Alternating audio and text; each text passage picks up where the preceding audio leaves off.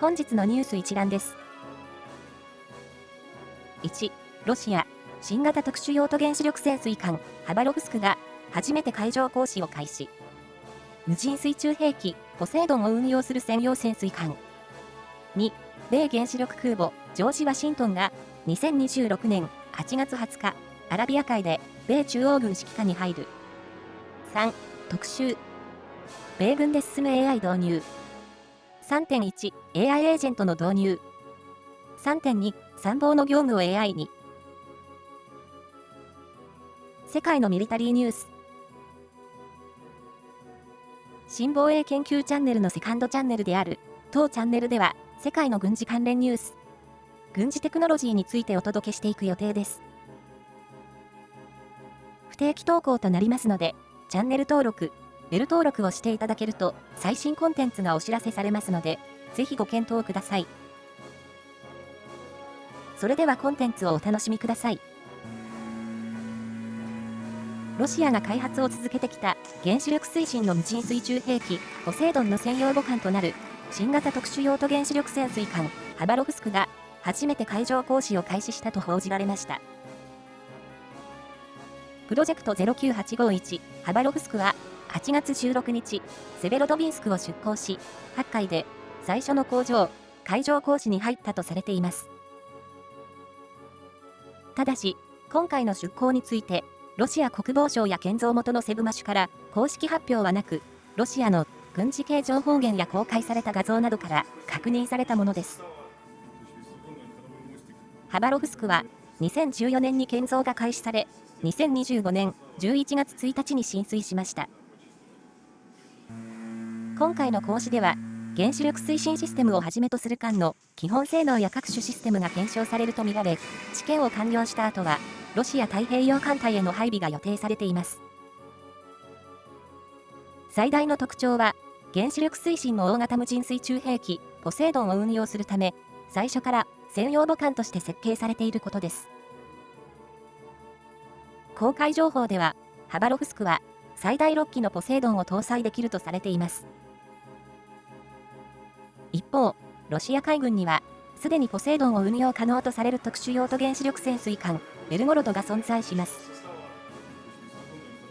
プロジェクト09852、ベルゴロドは、もともとオスカー2級巡航ミサイル原潜として建造されていた船体を大幅に改設計したもので、2019年に進水し、2022年7月8日にロシア海軍へ引き渡されました。ベルゴロドは、ポセイドンの母艦であると同時に、ロシア国防省深海研究総局 GUGI が運用する特殊任務潜水艦として位置づけられています。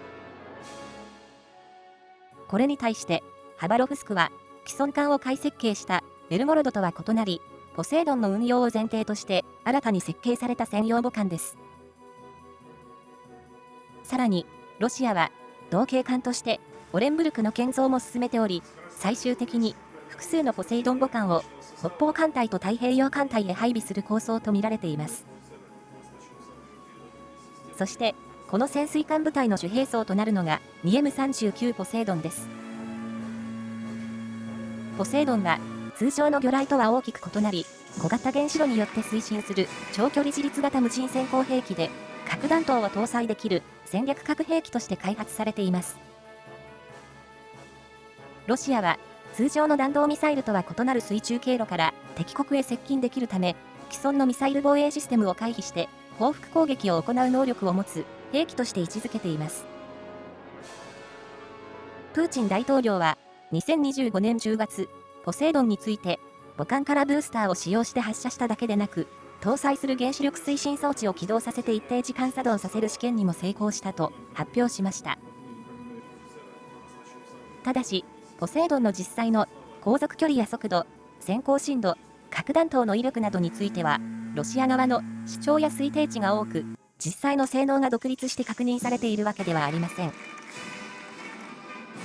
今回、ハバロフスクが海上行使に入ったことで、ロシアのポセイドン計画は、改設計艦ベルゴロドを使用した開発、試験段階から、専用母艦によって部隊を構成する次の段階へ進みつつあります。ハバロフスクが行使を完了して正式に就役すれば、ベルゴロドに続くロシア第2のポセイドン母艦となり、同時に、初のポセイドン専用設計潜水艦が実戦配備されることになります。アメリカ海軍の原子力空母、ジョージ・ワシントンが、2026年8月20日、アラビア海を航行していることが、アメリカ中央軍によって明らかにされました。正確には、ジョージ・ワシントン空母打撃群は、8月19日に、アメリカ中央軍の作戦地域へ入り、20日に、中央軍がアラビア海を航行する様子を公開したものです。ジョージ・ワシントンには、タイコンデロガ級巡洋艦、ロバート・スモールズと、アーレイバーク級ミサイル駆逐艦、シャープが随伴しています。ジョージ・ワシントンは、横須賀を母港とする第7艦隊の前方配備空母で、2026年5月に横須賀を出港し、西太平洋で活動した後、8月13日には、マラッカ海峡を西へ通過していることが確認されていました。今回の中東派遣の最大の目的は、異例の長期展開を続けてきた原子力空母、エイブラハム・リンカーンと交代することです。さらに、中東には、ボクサー水陸両用側音軍をはじめ、多数の駆逐艦なども展開しており、アメリカ海軍は、依然として大規模な海上戦力をこの地域へ集中させています。イランとの大規模戦闘は沈静化しているものの、アメリカはイランに対する海上封鎖を継続しており、ジョージ・ワシントンの到着は、この軍事的圧力を維持するための戦力交代という意味合いが強くなっています。一方で、その代償として、西太平洋では、アメリカ海軍の空母が一時的に不在となります。中国との緊張が続く中、横須賀に前方配備されているジョージ・ワシントンまで中東へ投入したことは、対イラン作戦がアメリカ海軍の世界的な空母運用に大きな負担を与えていることを示しています。今回の動きを見る限り、アメリカはエイブラハム・リンカーンを帰還させても、中東の空母戦力を減らすのではなく、ジョージ・ワシントンを投入して2個空母打撃群体制を維持する選択をしました。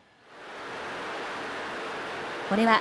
少なくとも、現時点では、アメリカがイランとの再度の緊張激化に備えながら、海上封鎖と軍事的圧力を継続できる戦力を中東に残す方針であることを示しています。アメリカ陸軍サイバーコマンドが、人間のサイバー要員と並んで、実際の任務を担当する AI エージェントの育成を進めています。これは、単に生成 AI を補助ツールとして使用するものではなく、AI そのものに、軍のサイバー部隊と同じ職種を与え、専門要員として訓練するという取り組みです。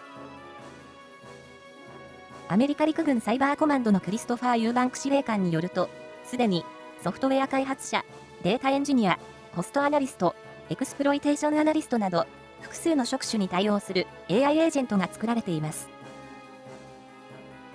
特に興味深いのは、AI エージェントを人間のサイバー要員と同じ基準で訓練し、職務資格認定 JQR を取得させていることです。訓練を終えた AI エージェントは、人間の監督下で実際の任務へ投入され、結果を提出します。AI が間違えた場合には、人間が正しい方法を教え、その内容をもとに AI エージェントを再訓練するという人間の隊員教育に近い仕組みも導入されています。これらの AI 関連プロジェクトを集約しているのが、陸軍サイバーコマンド内に設置されたタスクフォースレキシントンです。現在は約10人の専門チームが中核となり、陸軍サイバーコマンドの AI 開発と実践導入を進めています。すでに AI エージェントは軍のネットワーク内部を常時監視し、サイバー攻撃の兆候や不正侵入を探し出す脅威ハンティングなどの任務に投入されています。さらに、陸軍サイバーコマンドでは、攻撃者側の視点からネットワークの弱点を探す AI によるレッドチームも編成されており、17個のサイバー防護チーム任務要素がネットワーク防御に取り組んでいます。アメリカ陸軍が AI エージェントの導入を急いでいる最大の理由は、サイバー戦における速度です。現在、人間のサイバー要員は大量のログや警告を分析し、攻撃を発見して対応していますが、その間にも攻撃側は AI や自動化されたシステムを利用して、機械の速度で次の攻撃へ移ることができます。陸軍は人間の速度だけでこうした攻撃に対抗することには限界があり、防御側も AI エージェントを利用して機械の速度で監視、分析、対応する必要があると考えています。実際、アメリカ陸軍では AI を利用してネットワーク侵入の分析時間を大幅に短縮する取り組みや、サイバー防御チームそのものを AI エージェント中心へ再編する研究も進められています。従来のサイバー防護チームは39人規模ですが、陸軍関係者からは、人間が大量のデータを直接処理する方式から、人間が多数の AI エージェントを監督する方式へ移行する構想も提示されています。つまり、将来的には、サイバー要員一人一人が、すべての分析作業を行うのではなく、複数の AI エージェントを指揮する AI 部隊の指揮官のような役割を担う可能性があります。ただし、現段階では AI に完全な自律権限を与えているわけではありません。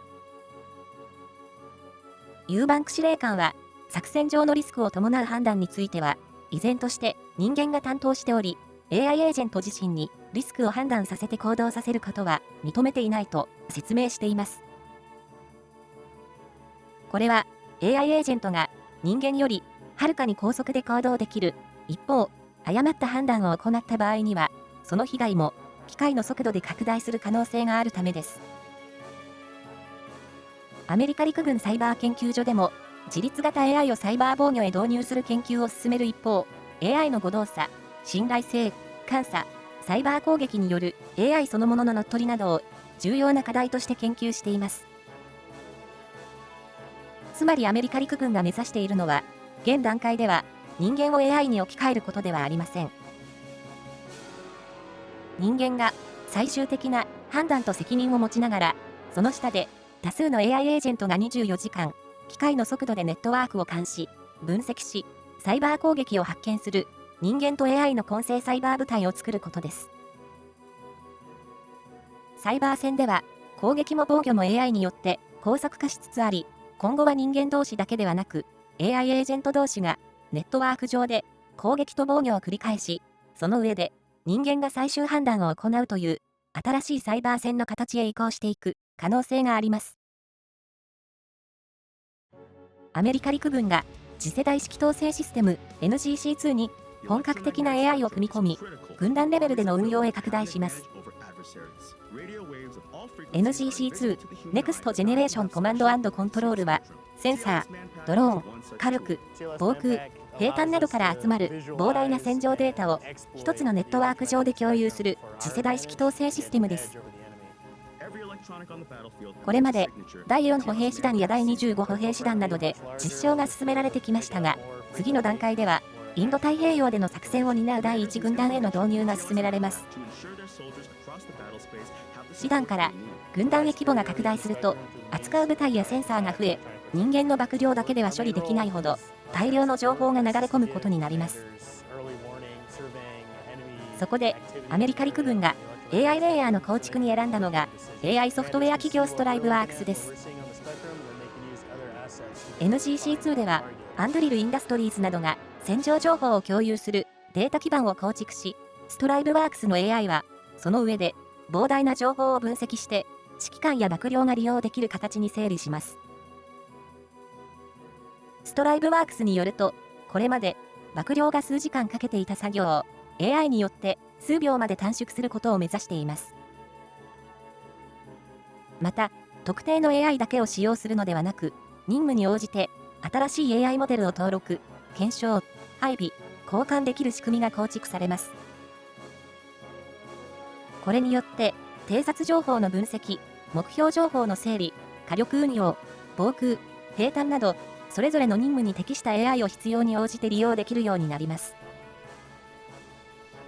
ただし、AI が独自に作戦を決定するわけではなく、AI が情報の整理、分析、予測を担当し、最終的な判断は人間の指揮官が行います。